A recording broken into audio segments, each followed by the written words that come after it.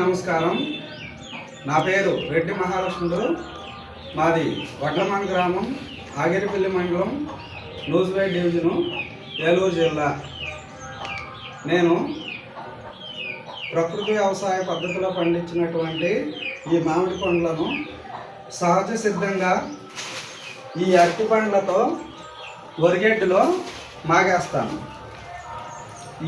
ఇలా చేయటానికి ముందుగా చెట్టున మామిడి పండ్లు ఈ విధంగా పండి రాలిన తర్వాత మాత్రమే ఈ అరటి పండ్లతో పండించడం సాధ్యపడుతుంది. ఇప్పుడు ఈ అరటి పండ్లతో మామిడి పండ్లను సహజ సిద్ధంగా నేను ఏ విధంగా పండిస్తానో మీకు ఇప్పుడు చూపిస్తున్నాను. ఈ విధంగా అరటి పండ్లను